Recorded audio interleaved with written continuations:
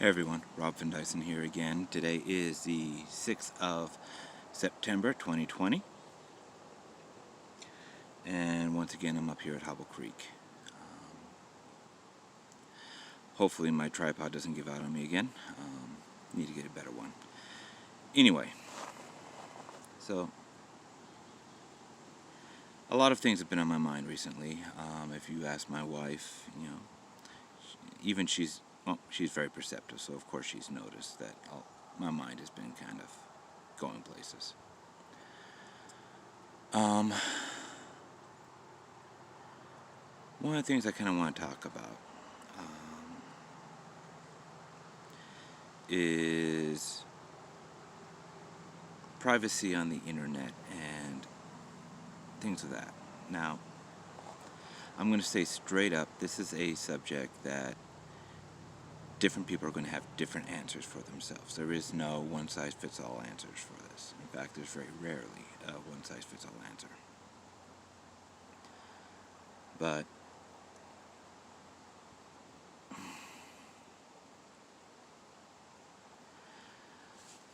when I decided to start this channel, it was actually very difficult for me. I am a very private person. And, as you get to know me, I'll open up more. But for the most part, you don't know my stuff. I don't air my dirty laundry. And even on this channel, I've talked about some things, but I've never gone into detail because I don't believe in airing your dirty laundry, especially on some form of social media. And yes, platforms like YouTube are social media. And so, like I said, it was very difficult for me. In fact, I am far more comfortable with strangers seeing my videos than I am with people I know. Some people will call that weird, but it is what it is. Now, social media has been a great boon and a great bane in a lot of ways. And in a lot of ways, we are living in an era where, quote-unquote, privacy is dead. There are actually people who believe that and don't even make any attempt at privacy. And in some ways, I think they're right.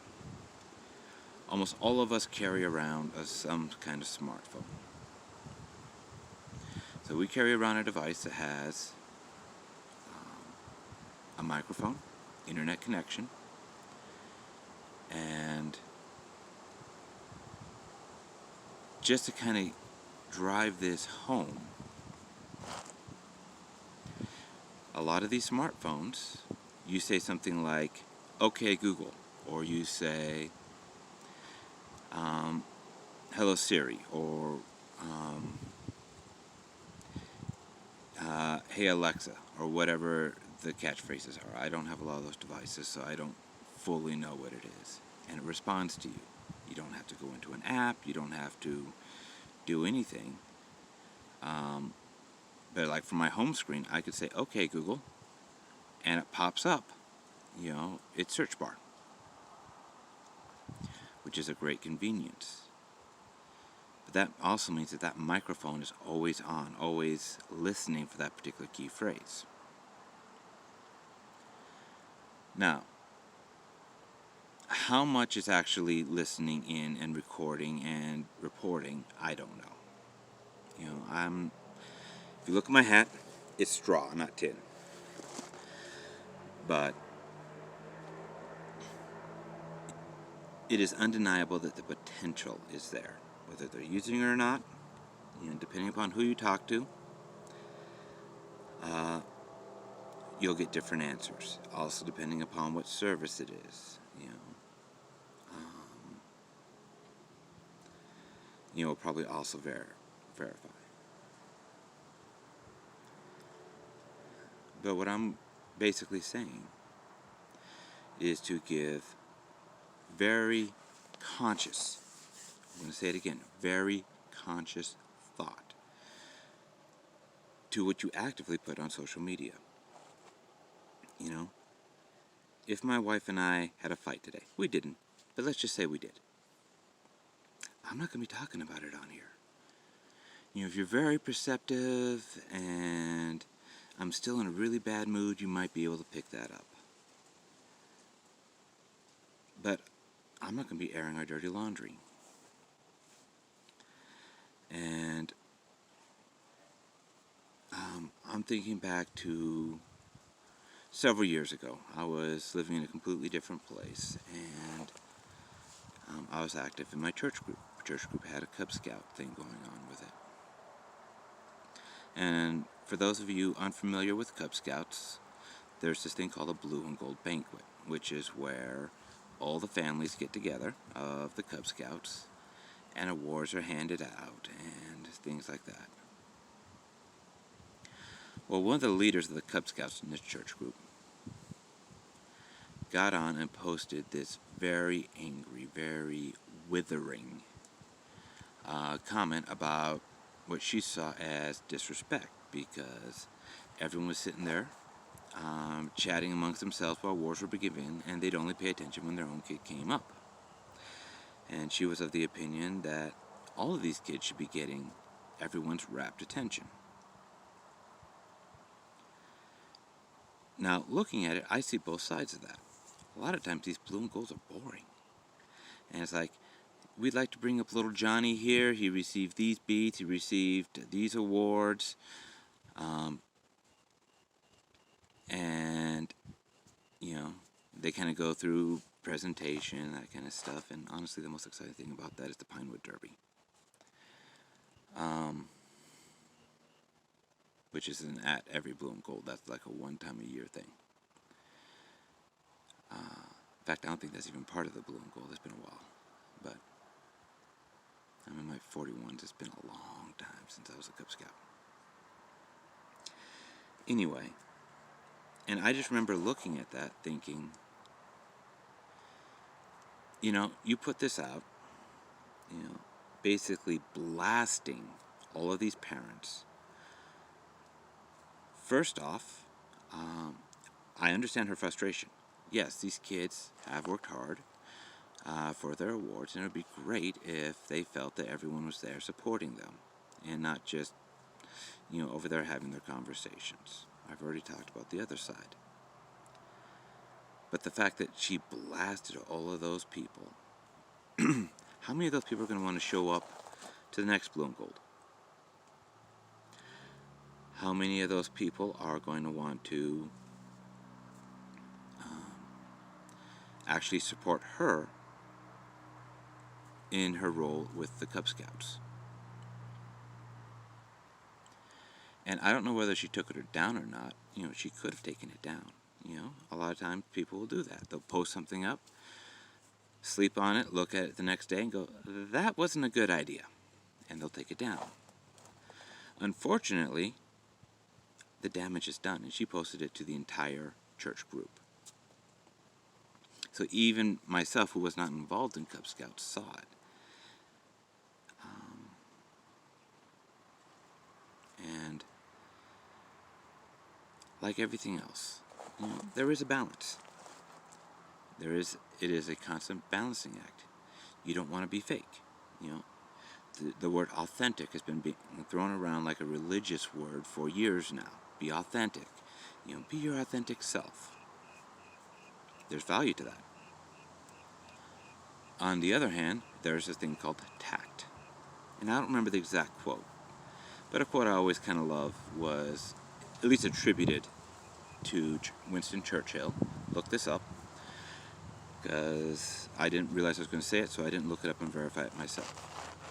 But this quote that is oftentimes attributed to Winston Churchill is saying, tact is being able to tell someone to go to hell in such a way that they look forward to the trip. And I think he also said, as a follow-up to that, and diplomacy is telling people to go to hell in such a way that they ask for directions. Now, I think whatever you post, you should think about. If you are in a aggravated state of mind, whether you're extremely angry, extremely sad, extremely whatever, it is best maybe type it up, save it as a draft, and walk away for a bit. Let yourself calm down, get your equilibrium back. You might still post it. You might post it with revisions, or you might just say, I am so glad I didn't post this, delete.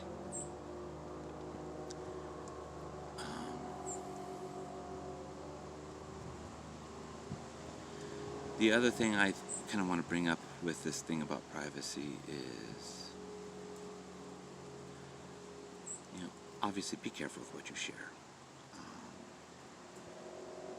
First off, we know that most of these major social media platforms, they make their major money from data mining and demographics research, so they can sell that to advertisers, and do targeted marketing. And it's a lot of ways that's great. Fortunately, I don't need adult diapers, so I don't want to waste my time being flooded with ads about adult diapers. I don't, there's a lot of things out there. You can think of a million different things that a 41-year-old male doesn't need or isn't interested in. And then they start targeting it down. Okay, well, what is this guy interested in? Now, I personally find it kind of creepy when I do a Google search because I want to find out the price of, let's say, a tool or an item on Amazon, and all of a sudden my Google ads and my Facebook ads are plastered with that thing. First off, obviously I already know I want it, or at least I'm interested in it, and there's a good chance I already bought it,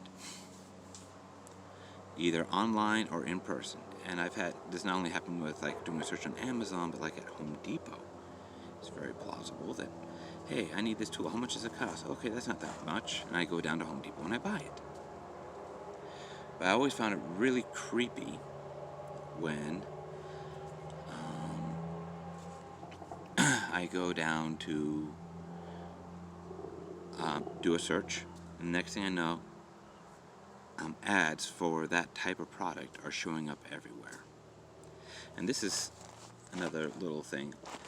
This could be complete coincidence because it was kind of timely. But my wife and I were on a road trip, and we stopped at some place, and I'm like, you know what, I'm going to go ahead and use the restroom here because I don't know when I'm going to find the next open one. Went, used the restroom. Hopefully that's not too much information. Came back, my wife went to go look up something. She opened up her Google page, and you know how they have those little suggested stories and stuff like that? The very first one was finding restrooms during the COVID lockdown. Now, it's a very timely thing. A lot of people are having issues if they're traveling around a lot. It's like, okay, I need to go use the bathroom. Oh, crap. This one's closed. This one's closed. Especially when this was at its height. Like, okay, here's a park. They have a bathroom. I really need to go. I'm just going to pull into the park. Oh, the bathroom's closed because of COVID. And so, stuff like that is out there. Now, another question related to what I was saying is, are you okay with data mining? A lot of people are. Like I said, it actually has advantages, I'm not being shown ads for adult diapers. Knocking on wood, that it stays that way for a very long time. And so I'm getting ads that are more targeted towards my demographic. But whatever your particular answer is, whether, no, I hate it, or whether your particular answer is, no, I don't mind it, I actually like these targeted ads, I think it needs to be a conscious decision. And I also think it needs to be a decision that you look into a lot. Or not a lot, but, revisit it from time to time. Whatever, that time to time works for you, revisit it. It's like, okay, is this getting to the extreme, or am I still okay with it? And whatever answer you give, it's your answer. You know, I have no expectation that your answer is going to be the same as mine. You, you know, especially the younger generation that grew up with more stuff like this. It's just the expectation. This is how it is. And there's a lot of stuff that my generation grew up with. Well, this is just the way it is. That would have driven my grandparents crazy.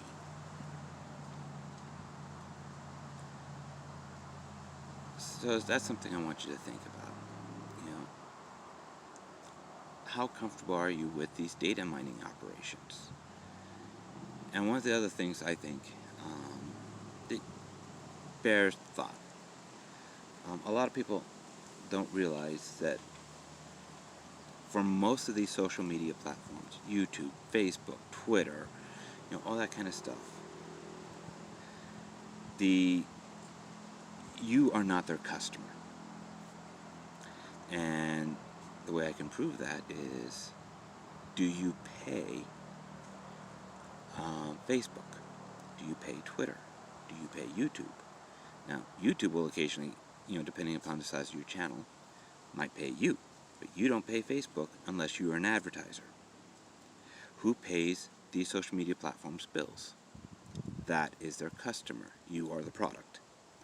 The content you put out drives people to those sites.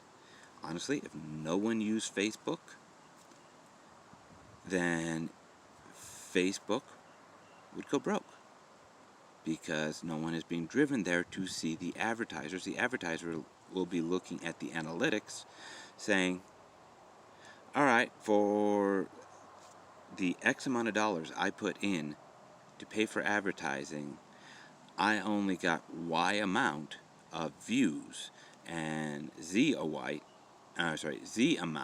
or Z if you're British, amount of click-throughs. And there's like, you're not worth it. So just always remember, you are not the customer. You create content that drives people. Those people see ads. Their bills are paid by the advertisers. I'm having a hard time today. Who sell or who buy that ad space, that targeted ad space, which is what makes those social media platforms so much more valuable than like just putting a billboard up. I could put a billboard up, let's just say for my Metal Found Ironworks. I could put a billboard up. Put it up on the major freeway here, I-15, and put it up in a really good spot. You know, I'd pay a lot of money for that because I'm going to get a lot of eyes on that billboard. How many of those eyes actually want to buy what I'm selling? There'll be a few. It might be worth it. But how many eyes look at that basically just like, okay, you know, and that's the end of it. Where with a lot of these social medias and things that can do targeted marketing, you know, they're like, okay, we will put your ad in front of X amount of people, and all of those people are going to fall into this demographic of people who would potentially buy your stuff. That's very valuable, because marketing budgets, even for these huge companies, is limited. And so they said, you mean I can spend this money and everyone who sees this ad, you know, I'm buying so many views, and every one of those people who sees this ad is going to be in the demographics? Yeah, I'll pay more for that ad space. I'm not wasting time on people who would never buy my product.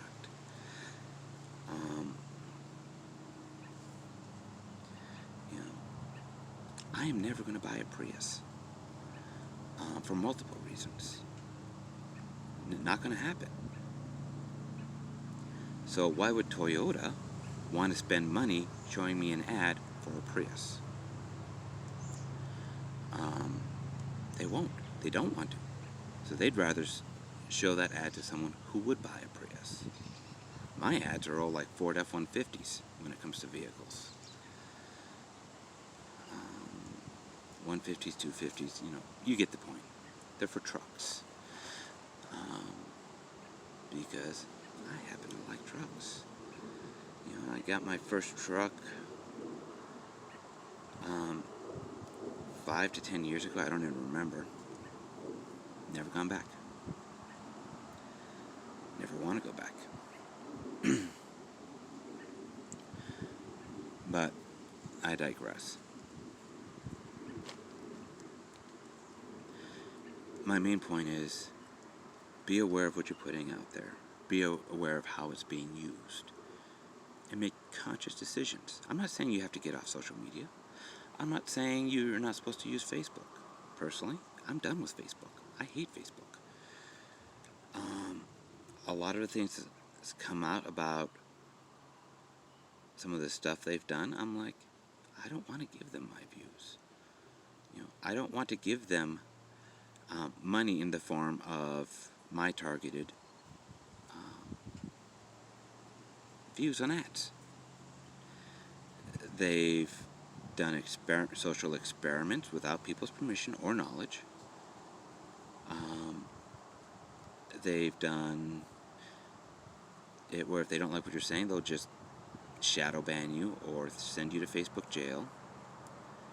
And I'm not talking about like extremely racist, hateful. I'm saying, this is my political view. Oh, we don't like that. Ban. Shadow ban. Facebook jail.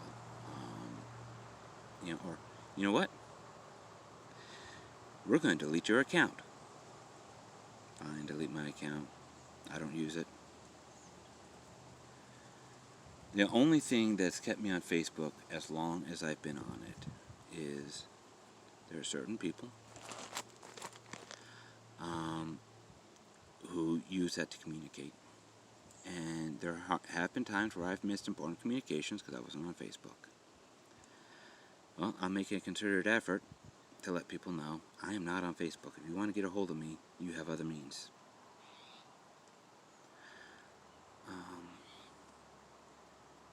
I have problems with a lot of the other social medias, and even some of these alt social medias I'm checking out. There's a lot of garbage on a lot of these alt social medias. Mostly because it's, two types of people are being driven to it. You have, people with the extreme views that have actually got themselves permanently banned from the other social medias. New social media opens up, hey, let's go use this social media platform. And so you will find stuff on there that is, hateful. Because all the hate groups have been driven off of the others. Some of you might say that's a good thing. In regards to that, I'll tell you what someone once said, is that I would rather see you for who you are and ban or block you than to have continual conversations and communications and contact with you thinking you're someone else. So you know what? If some white supremacist gets on there, all right, I know who you are. Block. And you know what? Most of these social media, alt social medias are realizing, okay, we're going to have these loons on there. And we have two options pretty much. Either A, go the way of Facebook and these other large social media and control what gets on the platform. And I do want to be clear. Facebook is a private platform. YouTube is a private platform. Twitter is a private platform. These are all privately owned entities. And, I do think that they have a right to say what happens on their platform. If you come into my house, I have a right to say, these things you do not do in my house. these things you don't say in my house in front of my wife and my daughter. And that's my right, it's my house. Well, we're playing around in their house. And once again, we are not the customers. So these old social medias tend to attract those type of people because they've been kicked off of other places. And they go, okay, so we don't really want to do the Facebook thing, or the Twitter thing, or the YouTube thing of where we just silence everyone who doesn't agree with us. And to a greater or lesser extent, all the major platforms have been doing that, especially lately. They don't like what you're saying. Sorry, you violated our community guidelines. What are your community guidelines? We have to like what you're saying. But, and the other types of people who are drawn to these alternative social medias are the people like myself who just got sick of all the censorship. And once again, it's their house. They get to make their own rules, but I get to decide whether I go to their house or not. And if I don't like their rules, there's nothing obligating me to go to their house. So once again, I'm done with Facebook. YouTube has been bad about certain things. There was several years ago the demonetized gate, or whatever they called it, where they started demonetizing people left, right, and center because their algorithms thought that they were promoting violence. Most of the channels that I was watching, in fact, all of the channels I was watching that got demonetized and hit by this, including one who had his entire channel shut down and deleted, all of his content gone. They were talking about historical arms and armor and history, and how swords and spears and other historic weapons were used in the Middle Ages and thereabouts. They weren't saying, pick up this warhammer and go bash this guy's head in. They were saying, this is how this warhammer was used. This is why we use warhammers instead of swords. You know, all because an algorithm misinterpreted what they were saying. And once again, videos are being taken down because it is dangerous misinformation, or it is violating their terms and conditions. And once again, their house, their rules. But it does kind of make you say, how much time do I want to spend in this house? You know, I'm trying to build this YouTube channel.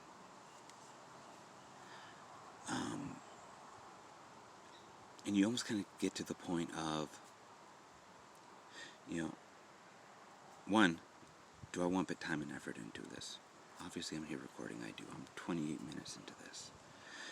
And two, you know, if you let yourself, you just start really worrying about what you're going to say. You know, what you're going to wear, what you're going to do. You know, I used to work for GunAuction.com. I am wearing a GunAuction.com shirt. You know, there are people who think that my channel should be taken down because I am wearing a gun auction shirt that happens to have 2 guns on it. Well, you know what? If that offends you, I'm sorry, but I'm not sorry. You know, I'm a big believer in the First Amendment, and I'm a big believer in the Second Amendment, and I'm a huge believer in the 10th Amendment. Side note, look up the 10th Amendment. You'll be kind of surprised at what it says.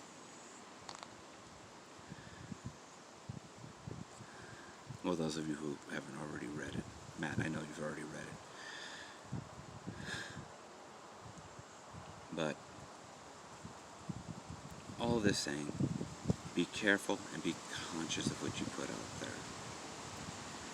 And have backup plans. You know, if I were to go into the private group, you know, my family has a private group um, on Facebook and I were to say something that in a private group that only people in that group can see, Facebook monitors that. Their algorithms flag it. Someone looks at it and says, yep, that violates our community guidelines. And I could be completely removed from Facebook. And all my contact, all my information, all that kind of stuff, poof. So, have backups. Be prepared. You know, I personally have chosen to voluntarily leave Facebook. I'm a voluntarist. Decided not to associate with them in any means.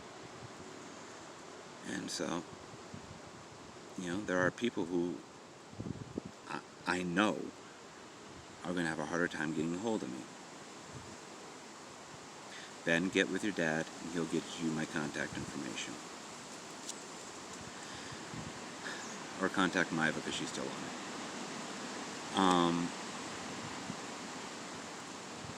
Anyways, I'm rambling now. We're 31 minutes into this. I'm going to go ahead and cut it here. Once again, call to action. Think about your social media presence. Think about, you know, what you are making available to other people, online and offline. You know, that blow up I'm talking about could have very well have happened in person. Stood up in the middle of a church meeting and blurted out the thing that they said. Think about it. You know, decide what you're comfortable sharing, what you're not comfortable sharing. Have backups, because honestly, I don't see this getting better, especially with these major platforms. Have backups. Have other ways of getting a hold of people. There are plenty of apps out there where you don't even have to give them your phone number. You give them a username,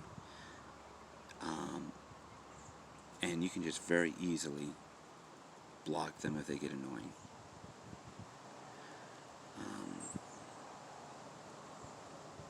You know, think about it. Make a conscious decision, and then act on that decision. All right, well, I've rambled on long enough. Fin Dyson out.